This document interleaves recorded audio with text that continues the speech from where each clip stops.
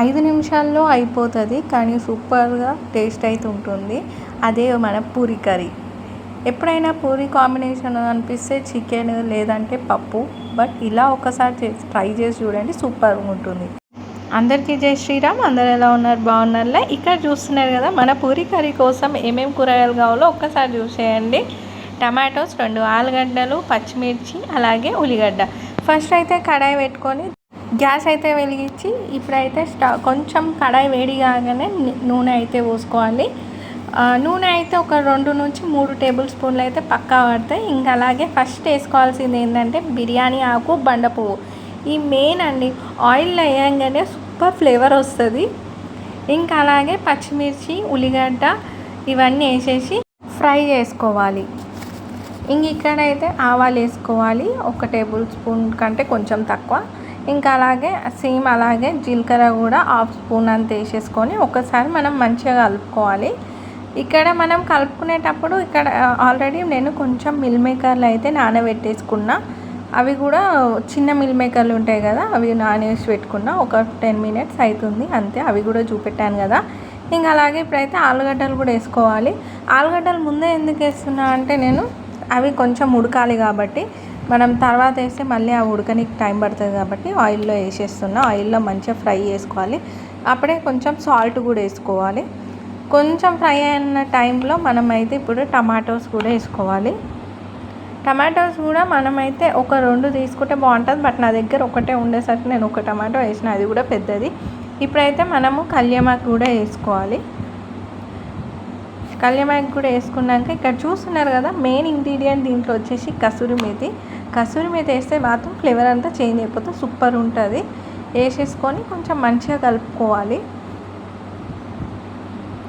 ఒక్కసారి ఇదంతా కలుపుకున్నాక మనకి ఇక్కడ మెయిన్ ఏంటంటే టమాటోస్ కొంచెం ఆలుగడ్డ ఉడికిపోవాలి. ఇక్కడ చూస్తున్నారు కదా, అది మూత పెట్టేసి అవి మగ్గేసరికి ఇక్కడ మనం ఒక 2 టేబుల్ స్పూన్ శనగపిండి తీసుకొని అలా వాటర్ వేసి మంచిగా ఉండలు లేకుండా కలుపుకొని పక్కకు పెట్టుకోవాలి. ఇక్కడ చూస్తున్నారు కదా, మళ్ళీ మూత ఓపెన్ చేసేసి ఒకసారి అయితే కలుపుకోవాలి. ఇక్కడైతే ఆలుగడ్డ అయితే స్పూన్తో ఇలా అయితే విరుగుతుంది. ఇంకొంచెం ఉడికితే బాగుందని ఇప్పుడైతే పసుపు అవన్నీ వేసేసుకుందాం. పసుపు వేసుకొని ఒక్కసారి మంచిగా కలుపుకోవాలి. ఇప్పుడు చూస్తున్నారు కదా, ఇందులోనే మిల్ మేకర్ వేసేసుకోవాలి. ఎందుకంటే మిల్ మేకర్ మనము నూనెలో ఫ్రై చేస్తేనే చాలా టేస్ట్ ఉంటుంది కాబట్టి మిల్ మేకర్ కూడా దాంతోపాటు వేసేసి మంచిగా ఫ్రై చేసుకోవాలి. ఇప్పుడు చూడండి, మనము వాటర్ అనేది ఎక్కువ తీసుకోవాలండి.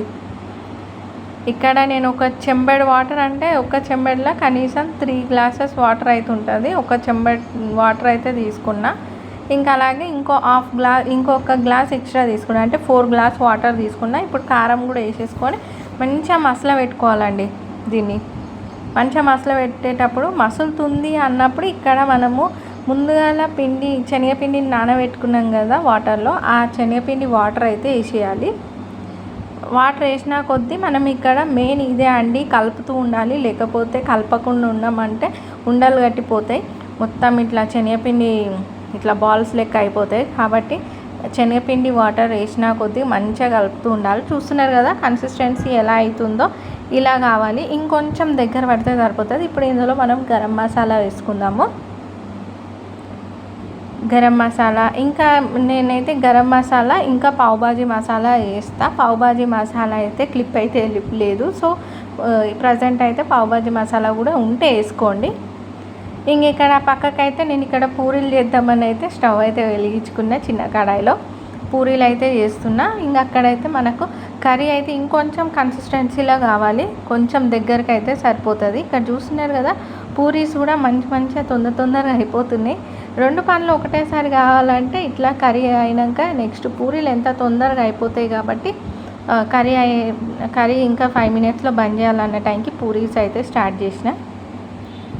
ఇలా ఎప్పుడైనా ట్రై చేశారా మీరు పూరీ కర్రీ?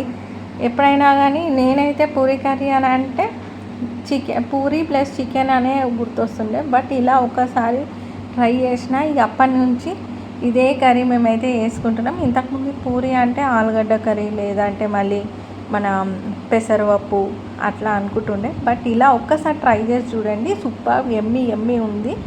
ఈ వీడియో మీకు నచ్చినట్టయితే లైక్ చేయండి, షేర్ చేయండి, సబ్స్క్రైబ్ చేసుకోండి. ఈ కర్రీతోని ఎవరన్నా పూరి ట్రై చేశారు అంటే మాత్రం కామెంట్ చేయండి.